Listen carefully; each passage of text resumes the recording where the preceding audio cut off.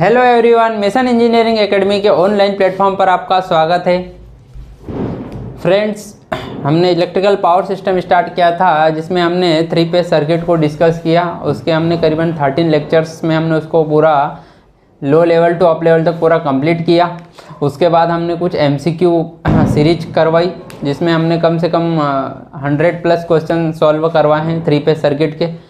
अब हम transmission line की स्टडी करने वाले हैं जिसमें हम बात करेंगे अभी परफॉर्मेंस ऑफ ट्रांसमिशन लाइन की, देन हम बात करेंगे लाइन पैरामीटर्स की एंड कोरोना की। हम स्टार्ट करते हैं। तो हमारा जो आज का जो टॉपिक रहने वाला है वो रहेगा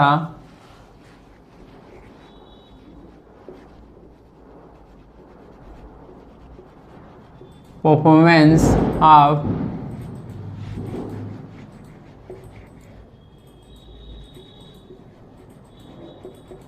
ट्रांसमिशन लाइन। ठीक है, और ये होगा लाइन पैरामीटर,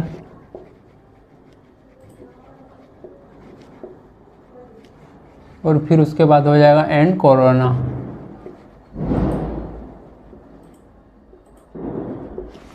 ठीक है, अभी हमने कुछ लेक्चर पहले यही हमने टॉपिक का नाम डाला था performance of transmission line, line parameter and corona.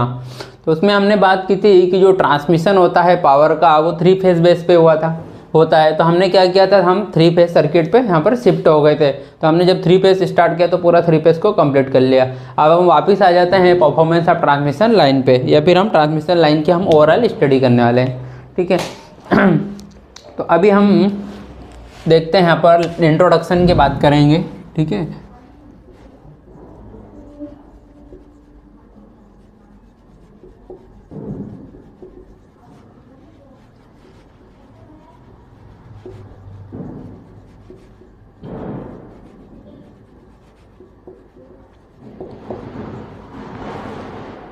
ठीक है, अभी हम इंट्रोडक्शन की बात कर रहे हैं। तो देखो क्या होता है कि जब भी हम इलेक्ट्रिकल पावर को ट्रांसफ़र करना हो तो हम क्या करते हैं, ट्रांसमिशन लाइन का यूज़ करते हैं। ठीक है, तो आप उसे कैसे लिख सकते हैं कि by using transmission line electrical power is transferred from remote generating station to load centre.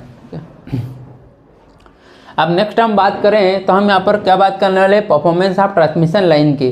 तो देखो, जो हम इलेक्ट्रिकल पावर सिस्टम के यदि परफॉर्मेंस की बात करें तो ओवरऑल वो किस पर डिपेंड करता है, ट्रांसमिशन लाइन के परफॉर्मेंस पर ही डिपेंड करता है। और उसमें भी जो ट्रांसमिशन लाइन का जो परफॉर्मेंस होता है वो मेनली 4 पैरामीटर्स के द्वारा कंट्रोल किया जाता है। एक series resistance, series inductance, shunt capacitance और शंट कंडक्टेंस। तो हम उसको अभी थोड़ा सा यहाँ पर टाइप कर लेते हैं ताकि आपको यहाँ पर उसके बारे में कुछ आप नोट कर पाओ। ठीक है, तो हम स्टार्ट इसको करते हैं। यहाँ पर हम लिख सकते हैं बाय यूजिंग, देखो मैं ट्रांसमिशन लाइन को शॉर्ट फॉर्म में लिख रहा हूँ, bye using transmission line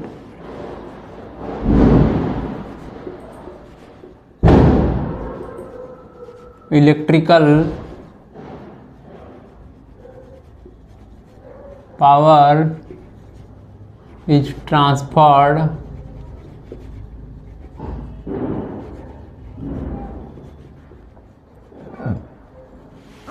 by using transmission line electrical power is transferred from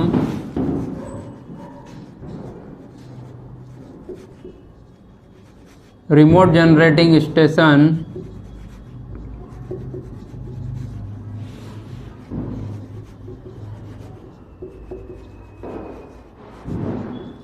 to load center।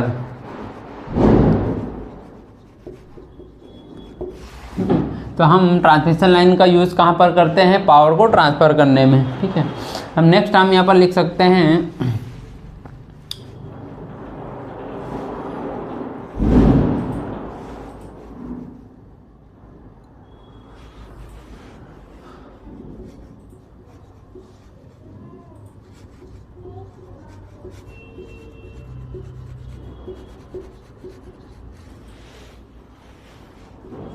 the performance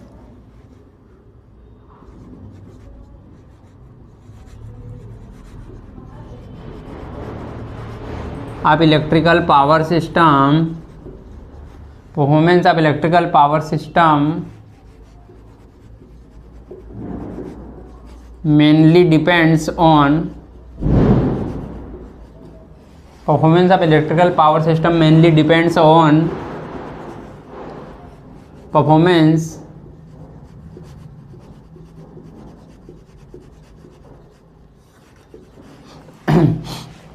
performance of electrical power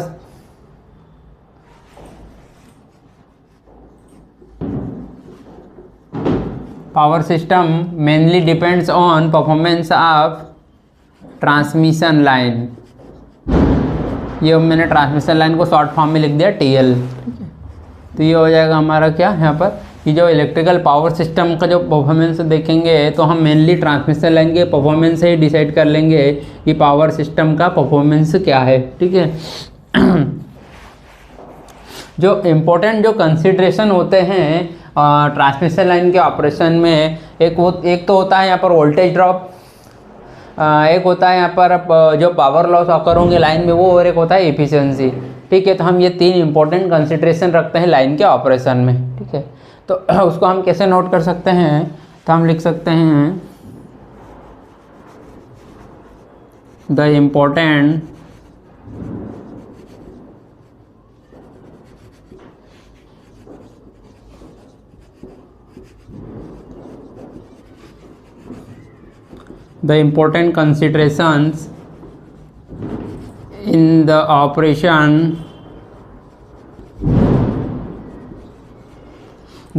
considerations in the operation of transmission line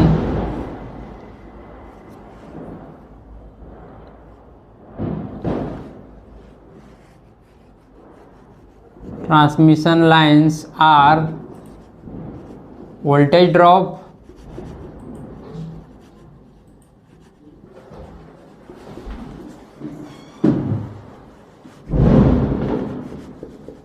inline, and power loss occurring in line and efficiency of transmission।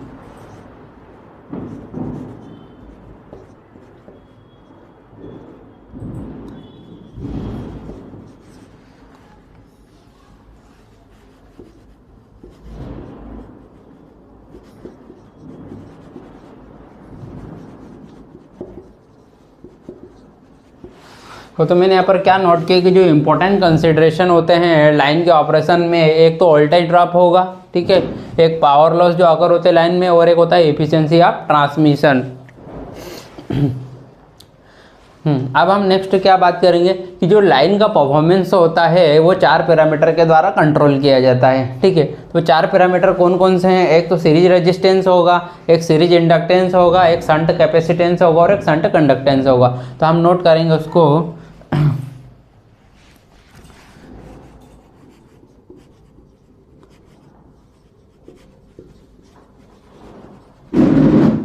The performance of transmission line is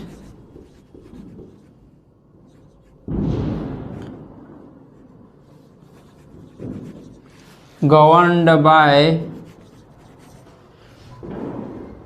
its 4 parameter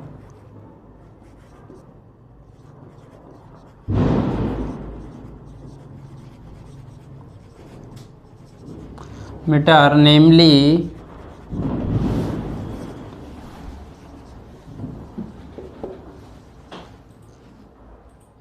series resistance,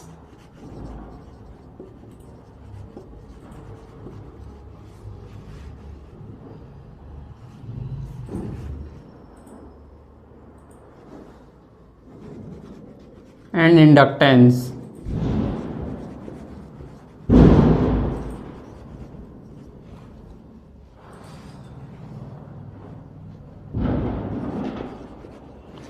and shunt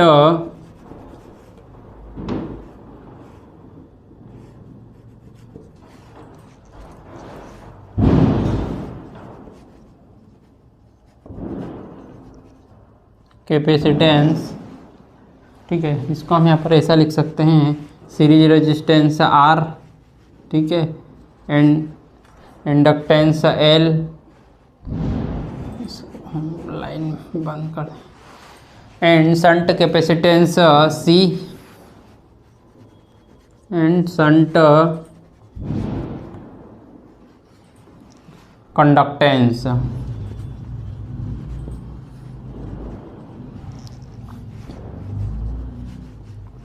जी, तो यहाँ पर चार parameter कौन कौन से होंगे? चार parameter हो जाएंगे, series resistance R, inductance L, capacitance C and shunt conductance G।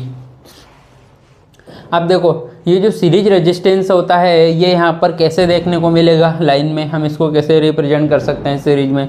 तो देखो क्या होता है कि जब भी हम पावर ट्रांसफ़र करते हैं बाय ट्रांसमिशन लाइन, तो लाइन में क्या होता है, करंट फ्लो होता है। तो यहाँ पर क्या होता है, कंडक्टर की में एक ऐसी प्रॉपर्टी होती है जो कि क्या करेगा, फ्लो ऑफ करंट का क्या करेगा, अपोज करेगा। तो इस फैक्ट के हिसाब से हम ये कह सकते हैं कि हमको लाइन में क्या है, रेजिस्टेंस देखने को मिलेगा, वो भी सीरीज में। इसी प्रकार हम यदि इंडक्टेंस की बात करें कि हम इंडक्टेंस को कैसे देख सकते हैं लाइन में, या हम उसको कैसे रिप्रेजेंट कर रहे हैं कि वहाँ पर इंडक्टेंस L होगा सीरीज में। देखो क्या होता है कि वही बात फिर से मैं दोहराऊँगा कि जब भी हम पावर ट्रांसफ़र करते हैं लाइन में, है ना, यानी कि लाइन में जब करंट फ्लो हो रहा हो तो क्या होता है, करंट कैरिंग कंडक्टर्स के जो चारों ओर क्या होता है, मैग्नेटिक लाइंस बन जाती है। वही मैग्नेटिक लाइंस यहाँ पर क्या होता है, इंडक्टेंस को होने का यहाँ पर वो सबूत देती है। हम बोल सकते हैं कि वही रीजन होता है, कि हम बोल सकते हैं कि वहाँ पर इंडक्टेंस L होगा। इसी प्रकार हम शंट कैपेसिटेंस C की बात करें तो शंट कैपेसिटेंस C को हम कैसे रिप्रेजेंट कर सकते हैं, किस फैक्ट से देख सकते हैं? तो देखो जो शंट कैपेसिटेंस C क्या होता है कि जब हम लाइन की बात करें तो लाइन हमारी इस प्रकार से बनी रहती है ना। तो लाइन क्या होता है इसमें कि जो एक कंडक्टर वायर और अर्थ के बीच में क्या होता है, कैपेसिटेंस बन जाता है, ठीक है। तो इसी प्रकार से इस प्रकार से जब बनेगा, एक लाइन जा रही है और ये अर्थ के बीच में बनेगा, इस प्रकार से हम बोलेंगे कि वहाँ पर वो शंट कैपेसिटेंस होगा। और यहाँ पर हम यही इसी फैक्टर से बोल भी सकते हैं कि जो शंट कंडक्टेंस G हमको किस फैक्ट से देखने को मिलेगा। तो जो एक ऐसा फैक्ट जिसमें क्या होगा कि हमारी जो लाइन करंट जो बैड वेदर में जब फ्लो होगी तो क्या होता है, इंसुलेटर के में से होके लीकेज करंट फ्लो होने लगेगा। तो हम उस फैक्टर के हिसाब से देखने को हमको ये मिलेगा कि यहाँ पर क्या है, शंट कंडक्टेंस भी मौजूद है, ठीक है।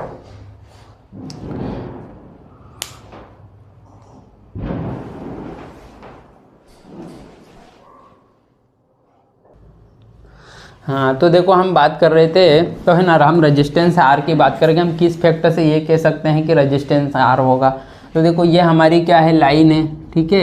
ये हमारी लाइन इस प्रकार से जा रही है, ये लाइन जा रही है हमारी 3 फेस लाइन, हम ट्रांसमिशन कर रहे हैं। तो यहाँ पर जो कंडक्टर होगा उसमें क्या होगा, कुछ प्रॉपर्टी होगी, ठीक है, जो कि क्या करेगा, यहाँ पर अपोज करेगा किसका, करंट का। इस प्रकार से हम रेजिस्टेंस यहाँ पर बोल सकते हैं। ये क्या कर रहा है, रेजिस्टेंस क्या कर रहा है यहाँ पर, ये अपोज कर रहा है किसका, टू फ्लो ऑफ करंट। इसी प्रकार सेकंड हमने बात की थी कि इंडक्टेंस L को हम कैसे देख सकते हैं। तो देखो इंडक्टेंस L को देख रहे हैं, जब यहाँ पर करंट कैरिंग कंडक्टर है ना, जब इसमें करंट फ्लो होगा इस कंडक्टर में, तो यहाँ पर क्या होगी, इस प्रकार से मैग्नेटिक लाइन से बन जाएगी। और यही मैग्नेटिक लाइन से जो यहाँ पर क्या हो जाएगा, मैग्नेटाइजेशन होता है। और इसी मैग्नेटाइजेशन के कारण यहाँ पर क्या होगा, हमको XL देखने को मिलेगा। मतलब हम यहाँ पर बोल सकते हैं कि यहाँ पर इंडक्टेंस होगा। इसी प्रकार शंट कैपेसिटेंस C की बात करें तो क्या होता है कि ये जैसे हमारी लाइन है, ठीक है। तो जब हम यहाँ पर हाई वोल्टेज ट्रांसमिट करते हैं और यहाँ पर जब करंट फ्लो होगा, और ये हमारा क्या है, अर्थ है, ठीक है, ये हमारा क्या है, अर्थ है। तो ये कंडक्टर क्या करेगा, ये कैपेसिटेंस बनाएगा इस प्रकार से। तो ये मेरा हो जाएगा क्या, शंट कैपेसिटेंस, ठीक है। अब नेक्स्ट हम यहाँ पर बात करें कि जो शंट कंडक्टेंस G किसने देखने को मिलेगा। तो ये हम इस प्रकार से, हम जैसे मान लो हमने टावर बनाया लाइन का,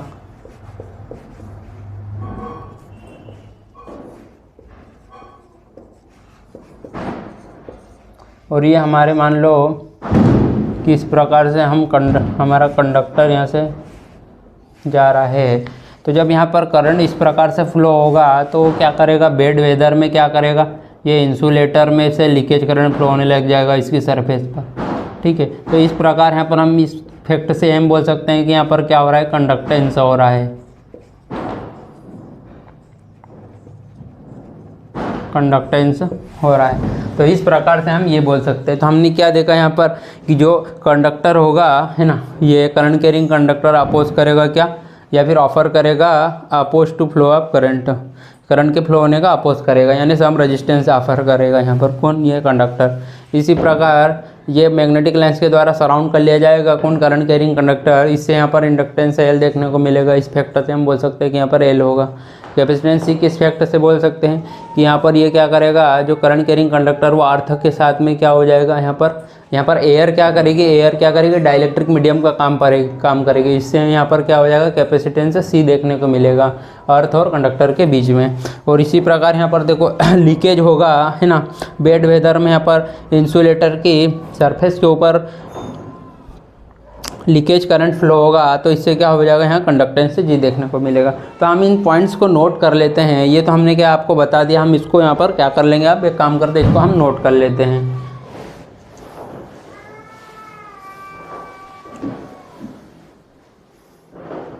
तो अब हम इसको क्या करते हैं, ऐसे अभी हटाते हैं, हम आगे बात करते हैं।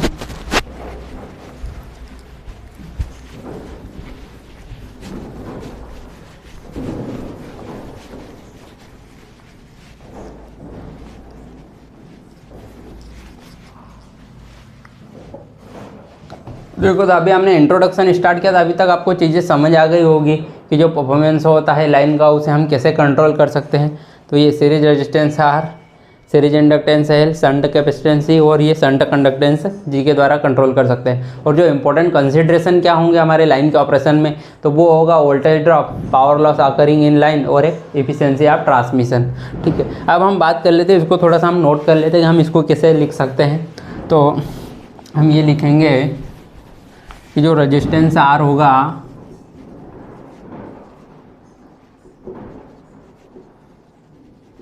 the resistance R is due to fact that every conductor offers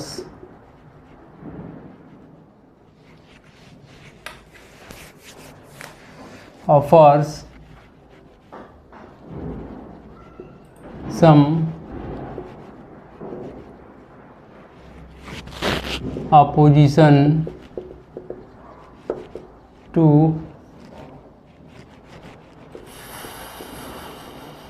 flow of current. ठीक है, और जो इंडक्टेंस होगा उसका हम कैसे लिख सकते हैं, the inductance L is due to fact that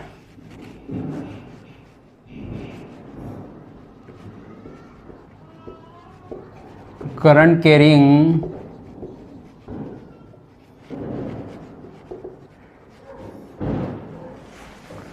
conductor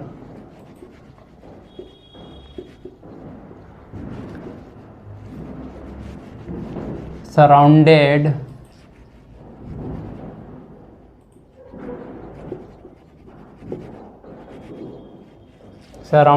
by the inductance L is due to fact that current carrying conductor surrounded by magnetic lines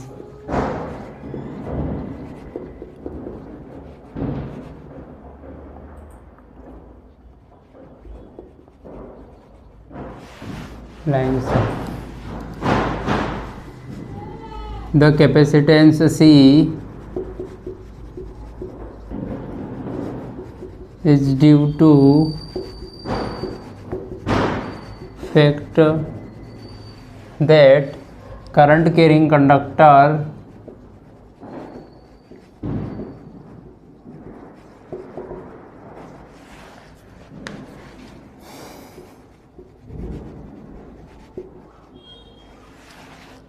current carrying conductor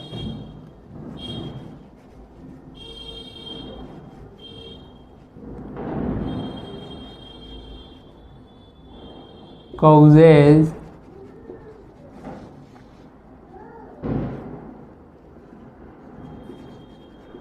some capacitance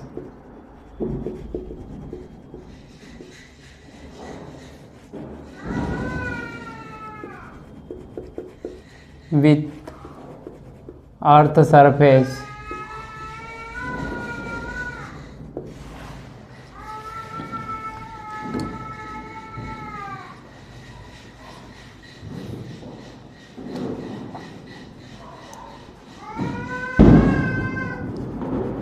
The air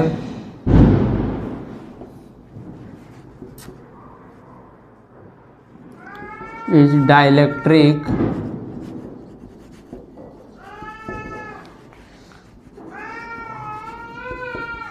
medium between conductor and earth. The conductance G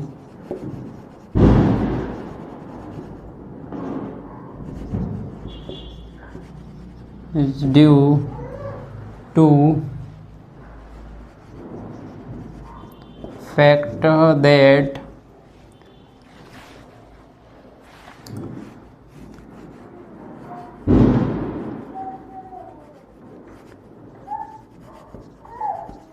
leakage current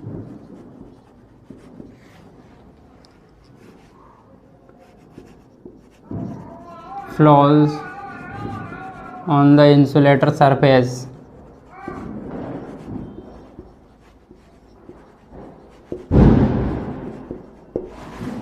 तो ये हमने चारों यहाँ पर fact देख लिए कि हमको आर, एल, सी और जी कैसे देखने को मिल रहा है। अब देखो हम नेक्स्ट क्या बात करेंगे कि अब देखो यहाँ पर क्या होता है, हमने वही बात की थी कि जो ट्रांसमिशन लाइन का जो ऑपरेशन होता है उसमें जो इम्पोर्टेंट कंसिडरेशन क्या होते हैं, वोल्टेज ड्रॉप होगा, power loss occurring in line होगा और एफिशिएंसी ऑफ ट्रांसमिशन होगा।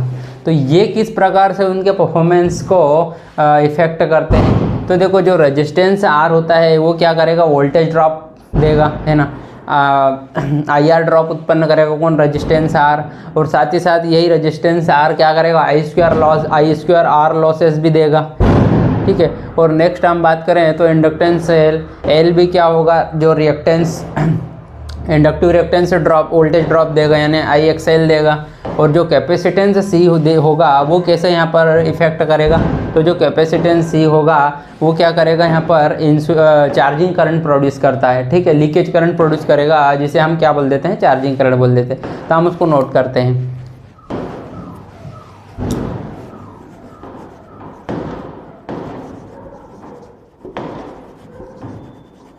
The resistance R causes IR voltage drop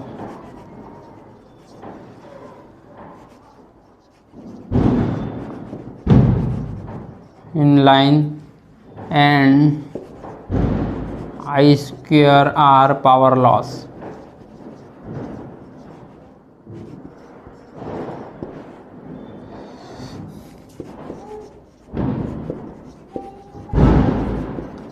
The inductance L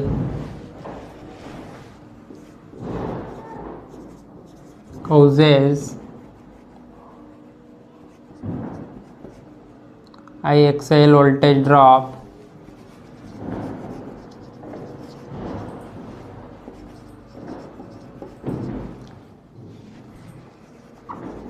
and capacitance and shunt capacitance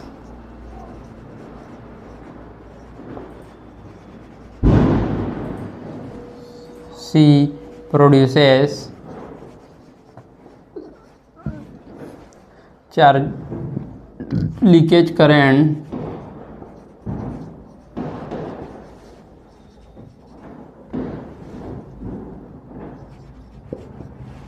called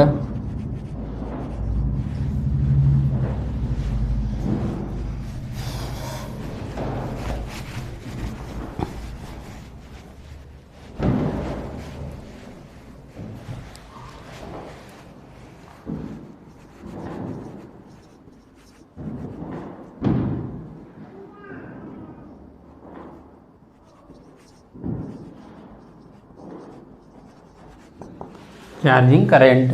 तो रेजिस्टेंस आर क्या कॉज कर रहा है, वोल्टेज ड्रॉप को, और आई स्क्वायर लॉस यहाँ पर दे रहा है। इंडक्टेंस एल भी क्या करेगा, वोल्टेज ड्रॉप देगा। और शंट कैपेसिटेंस सी क्या प्रोड्यूस करेगा, लीकेज करंट प्रोड्यूस करेगा, जिसे हम क्या बोल सकते हैं, चार्जिंग करंट बोल सकते हैं।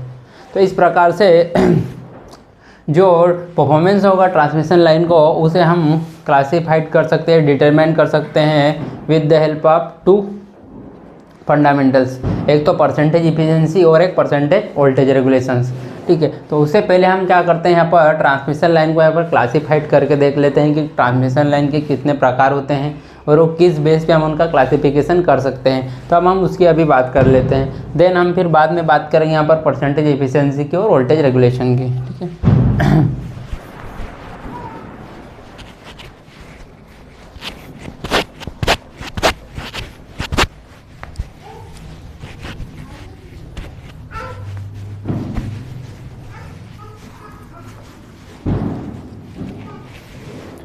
तो देखो अभी हमारा क्या टॉपिक नाम रहेगा यहाँ पर, classification of transmission line.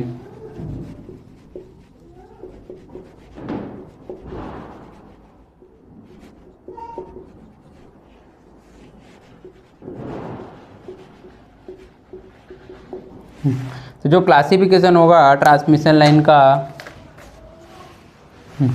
Transmission line are classified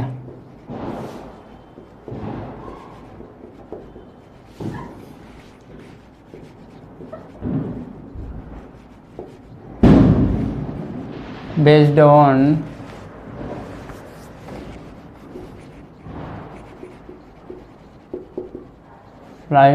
following criteria।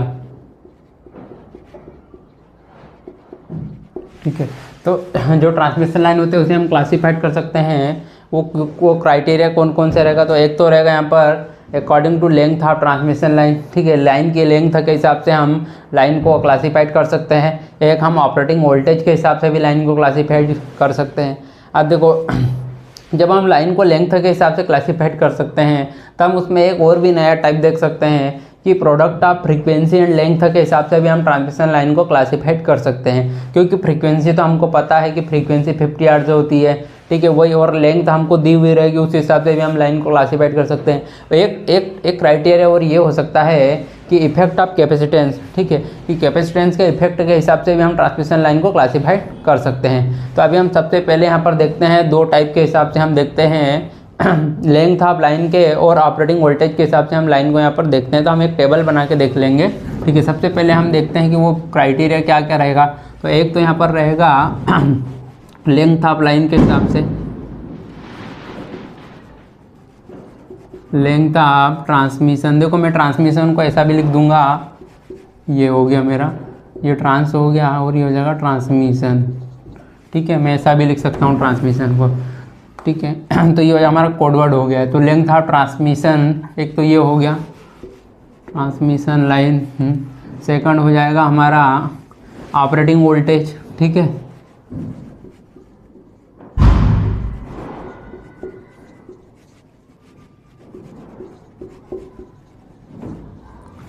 और थर्ड हो जाएगा इफेक्ट ऑफ कैपेसिटेंस।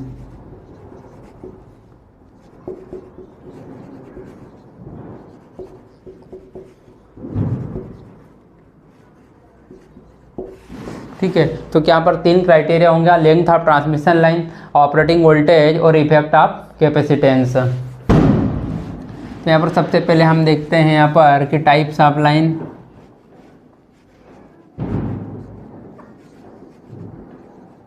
यहाँ पर ये टाइप्स की बात कर लेंगे और यहाँ पर हम बात कर लेंगे लेंथ की।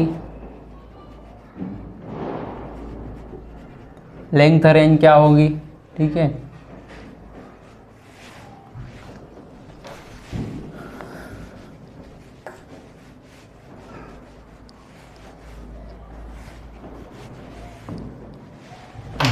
हम यहाँ पर देखेंगे तो ये हो जाएगा हमारा टाइप्स। ये हो जाएगा हमारा length of line.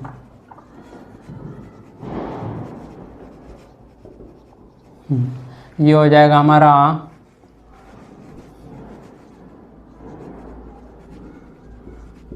Product of frequency and length, और नेक्स्ट हो जाएगा हमारा ऑपरेटिंग वोल्टेज के हिसाब से।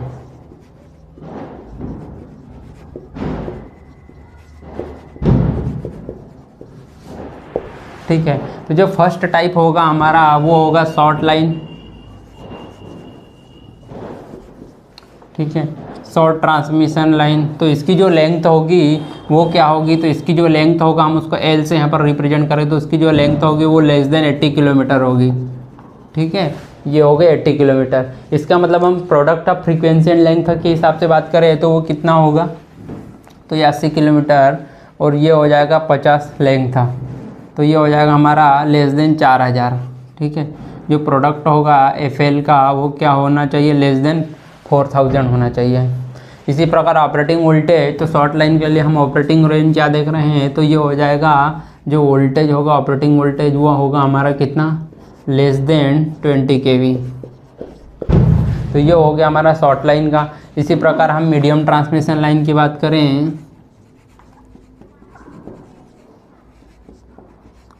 मीडियम ट्रांसमिशन लाइन, तो जो इसकी लेंथ की रेंज होगी वो होगी हमारी 80 से लगाकर, है ना। लेंथ कितनी होगी, 80 भी हो सकती है, 80 से ज़्यादा भी हो सकती है, बट ये कितने तक रहेगी, तो ये हो जाएगी हमारी 200 किलोमीटर तक। ठीक है, 200 भी हो सकती है और 200 से कम भी हो सकती है। तो ये हमारी मीडियम ट्रांसमिशन लाइन हो जाएगी लेंथ के हिसाब से, कितनी, 80 से 200 किलोमीटर तक की। इसी प्रकार हम प्रोडक्ट ऑफ लेंथ की बात करें तो product of frequency and length के हिसाब से देखा जाए तो ये कितना होगा, तो ये हो जाएगा हमारा 4000। ठीक है, 4000 से 4000 भी हो सकता है, उससे भी ज़्यादा भी हो सकता है। इससे कहाँ तक हो जाएगा, तो ये हो जाएगा हमारा कब तक, 10,000 तक। ठीक है, ये हो जाएगा हमारा 10,000 तक। और जो ऑपरेटिंग वोल्टेज होगा मीडियम ट्रांसमिशन लाइन का वो कितना हो जाएगा, तो वो हो जाएगा 20 kV से लगाकर वोल्टेज कितना होगा यहाँ पर, तो वो हो जाएगा हमारा 100 kV तक। तो ये हो गया हमारा क्या, मीडियम ट्रांसमिशन लाइन।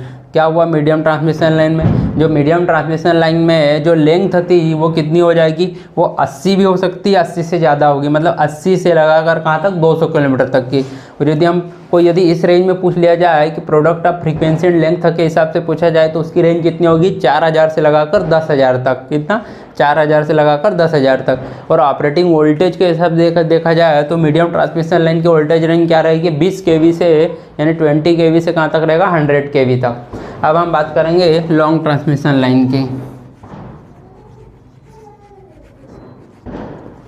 तो लॉन्ग ट्रांसमिशन लाइन में इसकी रेंज क्या होगी, तो इसकी रेंज हो जाएगी, अब इसकी जो लेंथ हो जाएगी वो कितनी हो जाएगी, तो वो 200 किलोमीटर से ज़्यादा होगी, है ना। 200 किलोमीटर से क्या होगी, ज़्यादा होगी लेंथ। और जो यहाँ पर प्रोडक्ट होगा फ्रीक्वेंसी एंड लेंथ का वो भी ज़्यादा होगा, कितने से, 10,000 से। और यहाँ पर जो वोल्टेज होगा ऑपरेटिंग वोल्टेज वो भी हमारा क्या होगा, तो वो भी हमारा 100 kV से क्या होगा, ज़्यादा होगा। ठीक है, तो इस प्रकार से हम लाइन को अभी हमने क्या किया, 2 टाइप से क्या किया, 2 क्राइटेरिया के हिसाब से हमने क्या कर दिया, उसको क्लासीफाई कर दिया। ठीक है, हम इसकी यहाँ पर टेबल तैयार कर लेते हैं।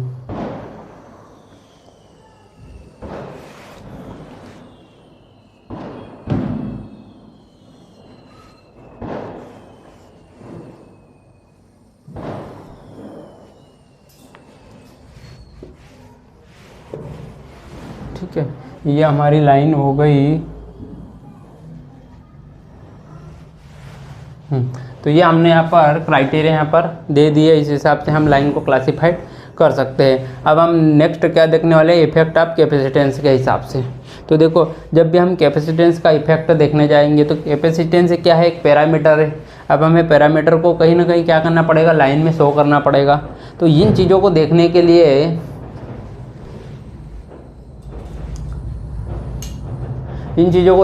लिए हमें क्या करना है कि यहाँ पर हमें क्या करना है, लाइन की मॉडलिंग पहले समझना पड़ेगा। उसके बाद हम यहाँ पर इफेक्ट ऑफ कैपेसिटेंस के क्राइटेरिया के हिसाब से लाइन को क्लासिफाइड कर पाएंगे।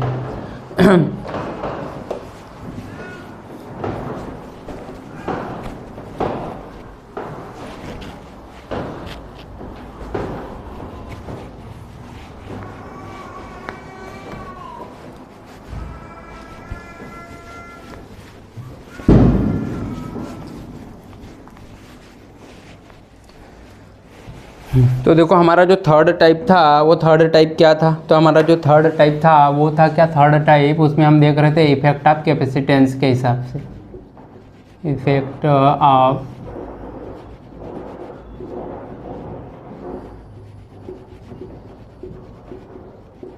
ऑफ कैपेसिटेंस के हिसाब से हमें देखना है। तो वही मैंने बोला था कि यहाँ पर क्या करना है, कैपेसिटेंस का इफेक्ट देखने के लिए हमें क्या करना पड़ेगा, पहले लाइन के मॉडलिंग को समझना पड़ेगा। ठीक है, तो अभी हम यहाँ पर लाइन की मॉडलिंग को देख लेते हैं, देन फिर हम इफेक्ट ऑफ कैपेसिटेंस के हिसाब से लाइन को क्या करेंगे, कैटेगराइज करेंगे। ठीक है, तो अभी हम देखते हैं मॉडलिंग। हम इसी के अंदर सब हेडिंग डाल लेते हैं, modelling of net.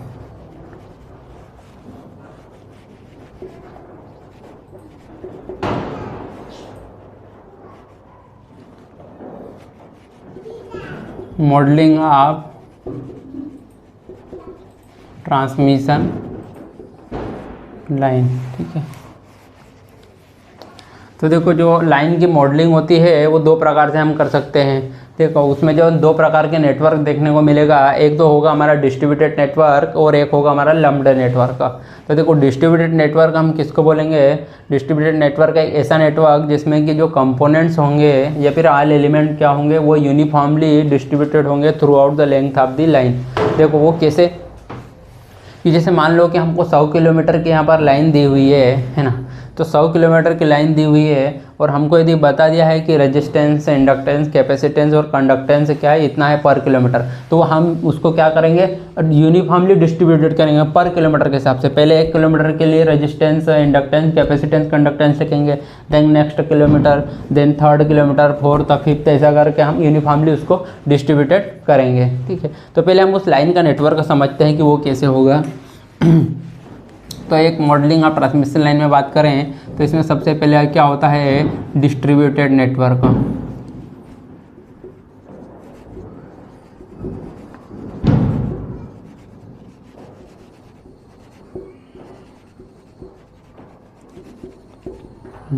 Distributed network, तो हम डिस्ट्रीब्यूटेड नेटवर्क किसको कहेंगे, a network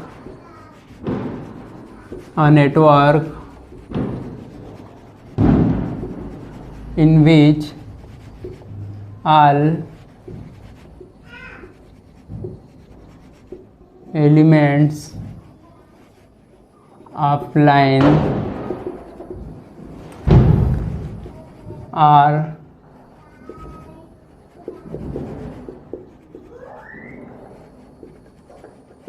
uniformly a network in which all elements of line are distributed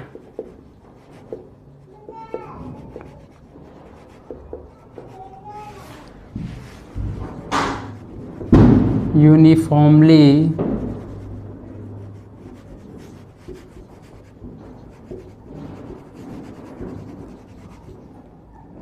throughout the length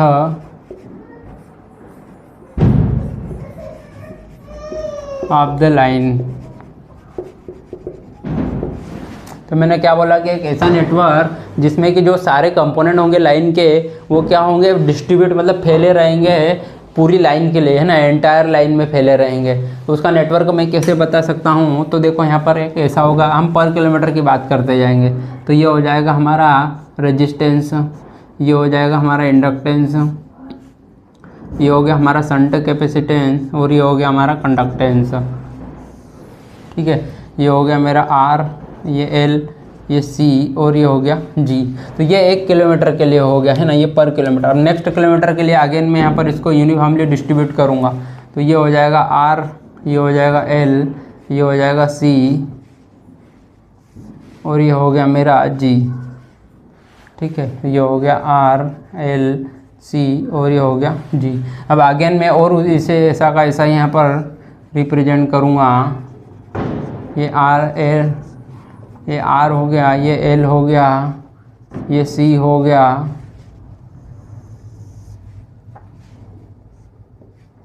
और ये मेरा जी हो गया। अगेन मैं इसे और ऐसा का ऐसा यहाँ पर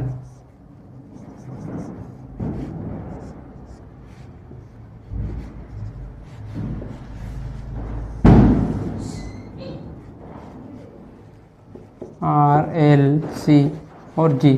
तो देखो ये बाई नेटवर्क आप समझ गए होंगे कि क्या है, यहाँ पर नेटवर्क यूनिफॉर्मली डिस्ट्रीब्यूटेड हम कैसे कर सकते हैं। ठीक है, तो ये हो गया हमारा इक्विवेलेंट नेटवर्क, है ना, ये हो जाएगा डिस्ट्रीब्यूटेड नेटवर्क। इसमें हम क्या बोलेंगे कि जब ये सिस्टम बैलेंस्ड हो तब ये ऐसी चीज़ें देखने को मिलेगी, है ना, कि जो नेटवर्क जिसमें ऑल एलिमेंट क्या होगी, यूनिफॉर्मली डिस्ट्रीब्यूटेड रहेंगे, है ना, through out the length of the line. तो ये हो गया हमारा डिस्ट्रीब्यूटेड नेटवर्क। अब एक नेटवर्क हम और डिस्कस करेंगे, वो होगा हमारा लम्प्ड नेटवर्क। तो आई होप कि आपको ये चीज़ अभी तक सारा समझ में आ रहा होगा।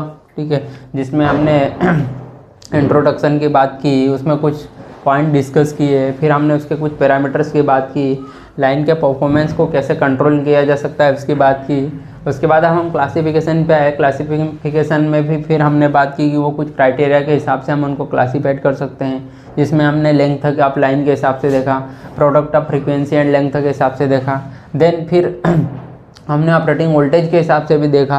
फिर अब हम यहाँ पर इफेक्ट ऑफ कैपेसिटेंस के हिसाब से देख रहे हैं, जिसमें हम पहले हमको ट्रांसमिशन लाइन की मॉडलिंग समझना जरूरी है। तो उसमें भी हम डिस्ट्रीब्यूटेड नेटवर्क आपको बता चुके होंगे। आई होप आपको ये चीज़ अभी तक सारी समझ आ गई होगी। अब हम नेक्स्ट यहाँ पर आगे बढ़ रहे हैं, जिसमें हम बात करेंगे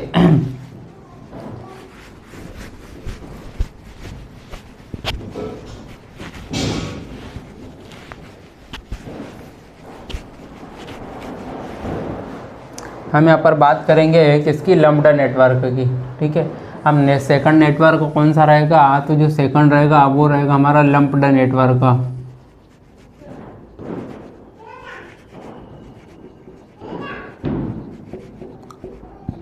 तो देखो लम्प्ड नेटवर्क क्या होता है।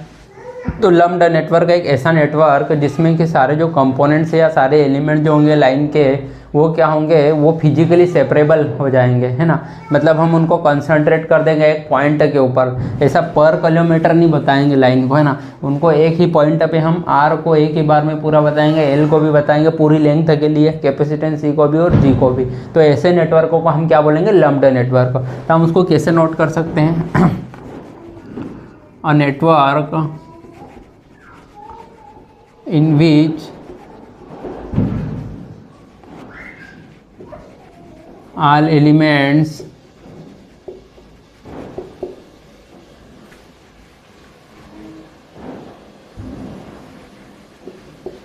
of line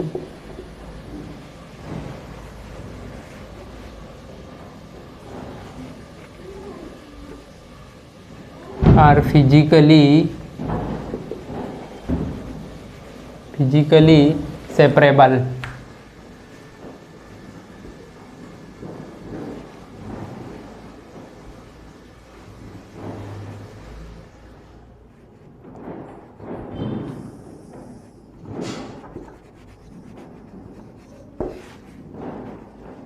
physically separable. ठीक है, मतलब हम बोलेंगे कि ऑल कंपोनेंट्स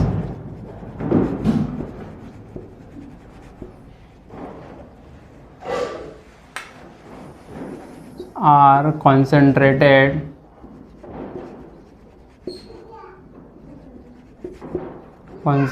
या फिर हम उसे लम्प्ड भी बोल देंगे, या लम्प्ड भी बोल देंगे, लम्प्ड एट पॉइंट। ठीक है, मतलब सारे कंपोनेंट को हम कॉन्सेंट्रेट या लम्प्ड कर सकते हैं एट पॉइंट। वो कैसे, तो देखो मैं एक एग्जांपल ले रहा हूँ कि मेरे पास क्या है, यहाँ पर 100 किलोमीटर की एक लाइन है। ठीक है, एक लाइन है, लाइन की लेंथ कितनी दी हुई है, तो हमको दी हुई है लेंथ ऑफ लाइन, है ना। यहाँ पर मैं क्या कर रहा हूँ, एज्यूम कर रहा हूँ लेंथ को, एज्यूम करते हैं कि यहाँ पर जो लेंथ है वो कितनी दी हुई है, 100 किलोमीटर दी हुई है। ठीक है, और यहाँ पर मुझे 4 पैरामीटर दिए हुए हैं। रेजिस्टेंस दिया हुआ है यहाँ पर 0.02 ओम पर किलोमीटर। इसी प्रकार इंडक्टेंस एल दिया है मुझे 0.4 हेनरी पर किलोमीटर। कैपेसिटेंस सी दिया हुआ है 0.06 फेराड पर किलोमीटर, और कंडक्टेंस जी दिया हुआ है 0.08 मोह या सीमेंस पर किलोमीटर। ठीक है, कंडक्टेंस क्या है, जो कि रिवर्सल होता है किसका, रेजिस्टेंस का, तो इसलिए ओम का उल्टा हो जाएगा यहाँ पर, ठीक है, मोह। तो हम यहाँ पर लाइन को यहाँ पर कैसे रिप्रेजेंट कर सकते हैं, हम कैसे नेटवर्क को लंबड को यहाँ पर शो कर सकते हैं। तो देखो इसमें क्या होगा कि हम एक जगह क्या करने वाले हैं, जैसे कि यहाँ पर डेफिनेशन में भी हमने बताया कि सारे एलिमेंट को हम फिजिकली क्या कर सकते हैं, सेपरेट कर सकते हैं। मतलब जैसे रेजिस्टेंस थोड़ा यहाँ थोड़ा यहाँ थोड़ा यहाँ थोड़ा यहाँ सब अलग अलग है, तो सबको हम एक साइड एक तरफ कर सकते हैं, सेपरेट कर सकते हैं, ठीक है। इसी प्रकार इंडक्टेंस भी डिस्ट्रीब्यूट था, ऐसा कैपेसिटेंस भी था, कंडक्टेंस भी था। तो हम सबको क्या करेंगे, अलग अलग सेपरेट कर देंगे, एक जगह एक ही पॉइंट पे लिख देंगे। तो यहाँ पर देखो हमने लाइन को लिया, ये हो जाएगा रेजिस्टेंस, ये हो गया इंडक्टेंस, ये हो गया कैपेसिटेंस, और ये हो गया मेरा कंडक्टेंस। अब हम इसको कैसे लिखेंगे, तो देखो 100 किलोमीटर के लिए रेजिस्टेंस कितना हो जाएगा, ये मान लो कि यहाँ पर जो लेंथ है वो कितनी है, 100 किलोमीटर है यहाँ से यहाँ तक की पूरी लाइन की, ठीक है। ये मेरा सेंडिंग एंड वोल्टेज हो गया और ये मेरा रिसीविंग एंड हो गया, ठीक है। तो 100 किलोमीटर के लिए मैं रेजिस्टेंस को कितना लिख दूंगा, तो 0.02 ओम पर किलोमीटर, यानी 1 किलोमीटर के लिए 0.02 ओम होगा। तो 100 किलोमीटर के लिए कितना हो जाएगा, तो 100 किलोमीटर के लिए हो जाएगा कितना, आर की वैल्यू 2 हो जाएगी, ठीक है, ये 2 ओम हो गया। इसी प्रकार इंडक्टेंस एल कितना हो जाएगा, तो 0.4 हेनरी कितने के, 1 किलोमीटर के लिए। तो 100 किलोमीटर की लाइन के लिए हम एक जगह कितना लिख सकते हैं इसको, तो इसको हम लिख देंगे कितना, 40 हेनरी, ये हो गया। इसी प्रकार यहाँ पर कैपेसिटेंस 0.06 फेराड है पर किलोमीटर। तो 1 किलोमीटर के लिए यदि 0.06 है तो 100 किलोमीटर के लिए कितना हो जाएगा, ये 6 फेराड हो जाएगा यहाँ पर कैपेसिटेंस की वैल्यू। और इसी प्रकार कंडक्टेंस जी कितना हो जाएगा, 0.08 पर किलोमीटर। तो 100 किलोमीटर के लिए हो जाएगा हमारा ये 8 मोह हो जाएगा, ठीक है, ये मेरी जी की वैल्यू। तो इस प्रकार से मैं लम्प्ड नेटवर्क को क्लासीफाई कर सकता हूँ, ठीक है। अब हम यहाँ पर हमने क्या देखा, दोनों नेटवर्क में हमने कैपेसिटेंस की क्या देखी, स्थिति देखी। अब इस हिसाब से हम यहाँ पर क्या करेंगे, इफेक्ट ऑफ कैपेसिटेंस के इन नेटवर्क का यूज़ करके हम यहाँ पर लाइन को क्लासीफाइड कर पाएंगे, ठीक है। तो अब हम इसमें शुरू करते हैं, ठीक है, इफेक्ट ऑफ कैपेसिटेंस के हिसाब से लाइन को क्लासीफाइड करना।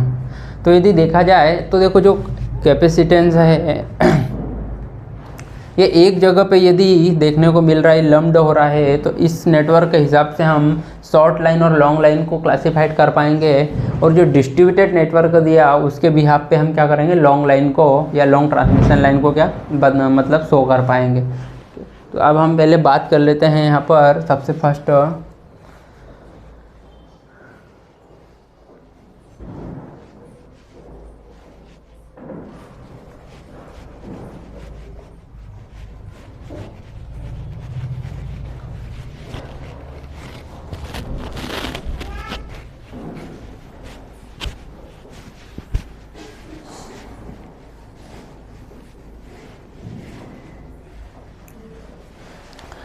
तो हम सबसे फर्स्ट यहाँ पर देखने वाले हैं, वो देखने वाले हैं क्या, यहाँ पर शॉर्ट लाइन, ठीक है।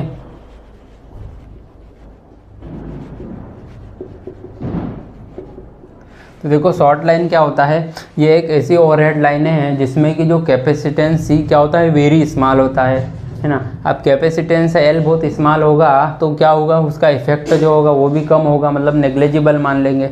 अब कैपेसिटेंस सी नहीं होगा और साथ ही साथ यहाँ पर शॉर्ट लाइन में लो वोल्टेज होने के कारण यहाँ पर क्या होगा कि जो होगा वो लीकेज भी नहीं होगा इंसुलेटर सरफेस के थ्रू। तो हम ये बोल सकते हैं कि वहाँ पर कंडक्टेंस जी का भी यहाँ पर प्रेजेंस नहीं रहेगा, मतलब वो भी हमारा जीरो रहेगा। तो सबसे पहले शॉर्ट लाइन में क्या हो जाएगा, शॉर्ट लाइन में क्या हो जाएगा, effect of capacitance C and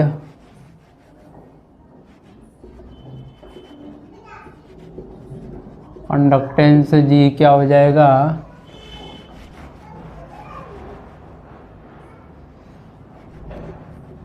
is negligible.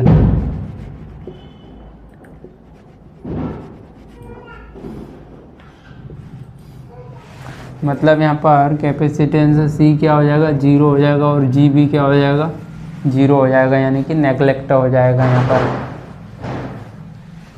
तो इसका जो मॉडल कैसे बनेगा शॉर्ट लाइन का, तो शॉर्ट लाइन का कुछ इस प्रकार से बनेगा। यहाँ पर हम मतलब शॉर्ट लाइन को रिप्रेजेंट कर सकते हैं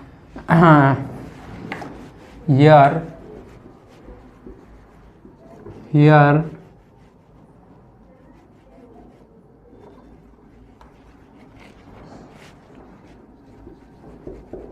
series R and series inductance L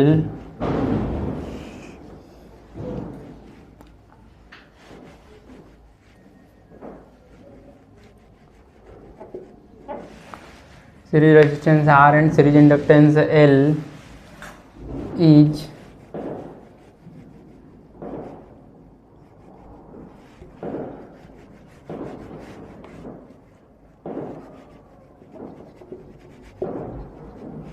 makes the model of short line,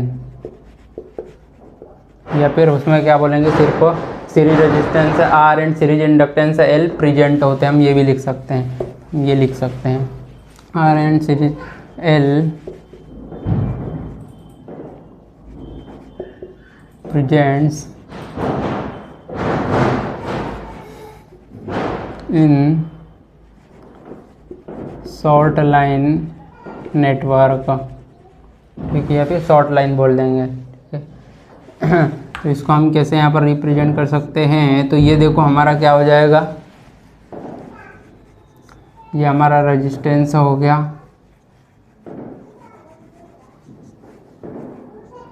ये रेजिस्टेंस हो गया, और ये हो गया हमारा इंडक्टेंस। तो इस प्रकार से देखो ये हमारी हो गई शॉर्ट लाइन।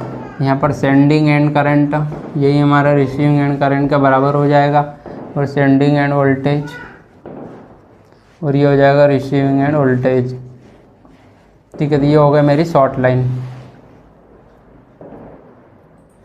देखो यहाँ पर क्या हुआ, कैपेसिटेंस C और G क्या हो गया, नेग्लेक्ट हो गया, तो ये मेरा हो जाएगा शॉर्ट लाइन। अब जब भी हम देखो, जब भी हम फॉल्ट एनालिसिस करते हैं, क्या होता है, जब हम फॉल्ट एनालिसिस करते हैं तब हम शॉर्ट लाइन को कैसे रिप्रेजेंट करेंगे, है ना। When fault analysis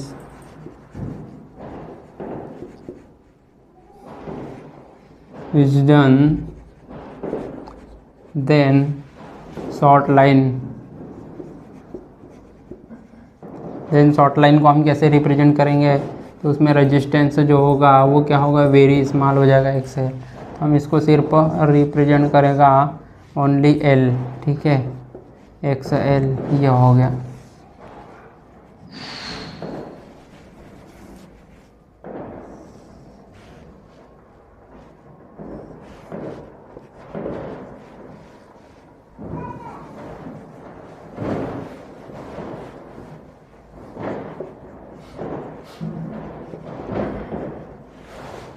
तो हमने क्या देखा यहाँ पर शॉर्ट लाइन में एक ऐसा नेटवर्क होगा जिसमें कैपेसिटेंस C और कंडक्टेंस G का जो इफेक्ट होगा वो नेग्लिजिबल हो जाएगा।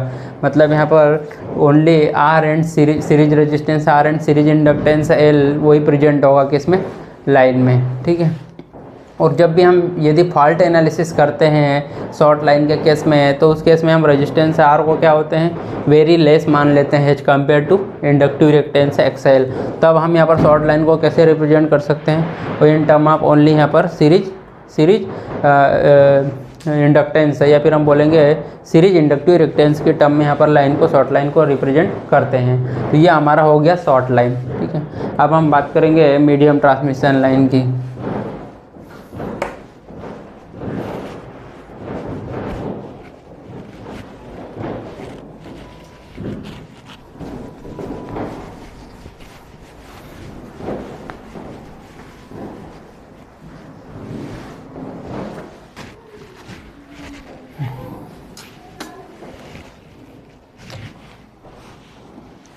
ठीक है फ्रेंड्स, तो जो इफेक्ट ऑफ कैपेसिटेंस के हिसाब से जो हम लाइन को क्लासीफाइड कर रहे थे, तो अभी हमने शॉर्ट लाइन को देख लिया। अब नेक्स्ट लेक्चर में हम मीडियम ट्रांसमिशन लाइन को और लॉन्ग ट्रांसमिशन लाइन को देखेंगे, देन ABCD पैरामीटर्स की बात करने वाले हैं। ठीक है, तो फ्रेंड्स थैंक यू, जय हिंद, जय भारत। हमारे चैनल को लाइक करें, शेयर करें, सब्सक्राइब करें। जय हिंद।